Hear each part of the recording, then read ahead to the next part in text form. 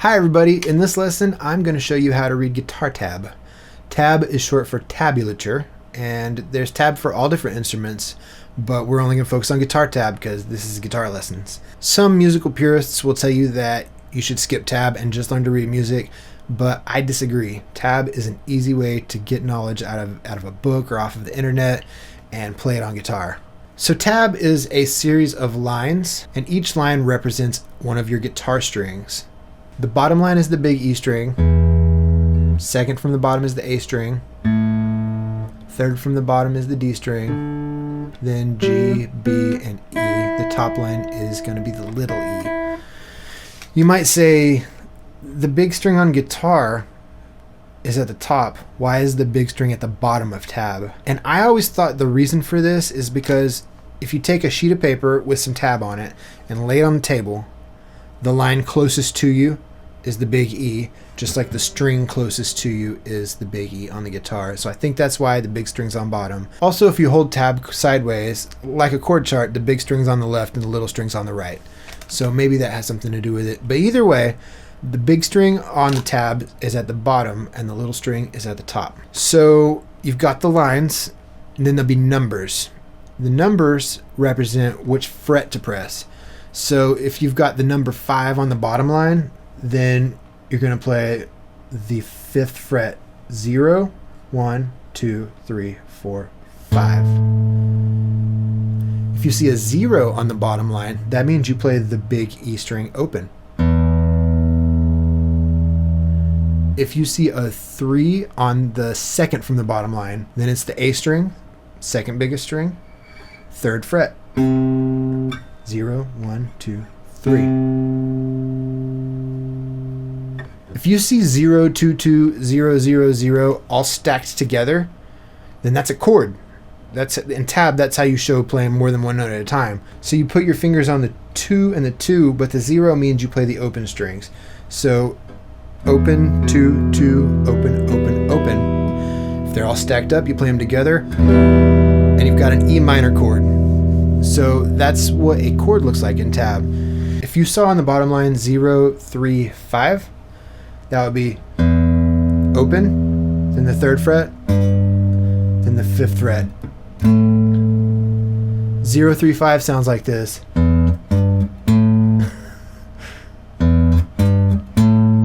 If you saw 3, 6 on the bottom line and then 3, 5 on the next line from the bottom, that would be like this. 3, 6 on the big E, then 3, 5 on the A string. So that's how you read notes in a series in tab. If they're stacked together, it's a chord, and if they're consecutive, then it's a melody. There's a bunch of symbols in tab. If you see an X, let's just say it was X's from top to bottom, it means you mute your strings like that. Okay, let's talk about the bend symbol in tab. It's an arrow that shows motion. So if it doesn't say anything above it like half or full, then it's normally a whole step. So a whole step is 2 frets. So that's the sound we want. There it is. If it says half above it, then you only want to bend it a half step. So we're going to bend this note, but we want it to sound like that note. So it would be, that's a half bend. If it said 1.5, then we'd want to bend this 3 frets of sound to that. There you go. If it had an arrow up first, just straight up, and then an arrow back down, then that's a pre-bend. So you go ahead and pre-bend, then you play the note and come back down. So that's what bends look like. Then there's hammer-ons and pull-offs, and that's just a little tie signal between 2 numbers. Hammer-on is like this. You play one note, and then you hammer on another note. Pull off is you play one note and then pull off to play the other note. With pull offs, you want to give a little downward motion with your finger. I'm going to go over bending and hammer-ons and pull offs and vibrato and everything else in the guitar technique videos. But I just want to go ahead and go over what the symbols mean in tab. Okay, let's talk about sliding. If you see a slash that moves up with no arrow point, or a slash that moves down, let's just say it was 3/5, then it would be you slide up, or 5/3, you slide down. So that's what the slide symbol looks like. If you see a squiggly line, that's vibrato. 5 with the squiggly line would be vibrato. There's different types of vibrato that we'll go over in a future video, but it could be like this, or it could be like this, or it could be like this. There's a few ways to do it. So the squiggly line is vibrato. If it's supposed to be a harmonic, then it will say something like harmonic at the top, or an H. If it's ASCII tab, like old school just text, it might have an H. So there's H5 right there, a harmonic on the 5th fret of the G string. If you see a T in your tab, then that's tapping. So let's just say it said O and then T5 on the little E string. O would be open, and then T5 would be you tap on the 5th fret. So that would be like this. If it said O, T5, T12, that'd be this move right here. So that's the symbol for tapping. So some other symbols you might see is to show which direction to pick. The V is to pick up, and the thing that looks like the top of a music note is to pick down. In text tab, you might see a V for down, and then the caret symbol for up.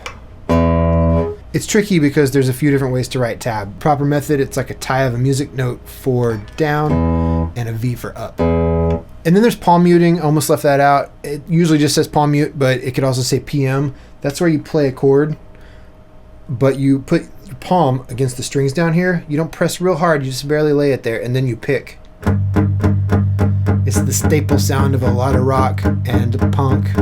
Palm muting. It's another technique we'll talk about when we get into the technique videos. And so I think that gives you a basic understanding of how to read tab. Okay, let's put it all together. I'll play a couple of little examples and put the tab on the screen for it.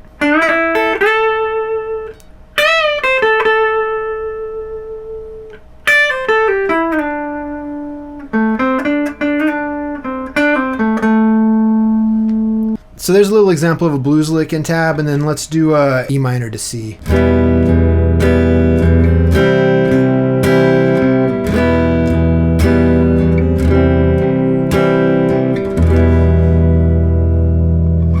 So there's some basic examples to get you started.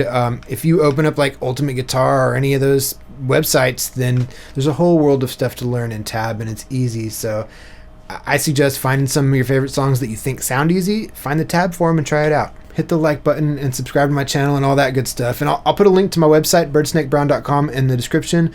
When I release all of the technique videos and the more advanced videos, they'll all be there. And in the next lesson, we're going to talk about reading chord charts. So I'll see you there.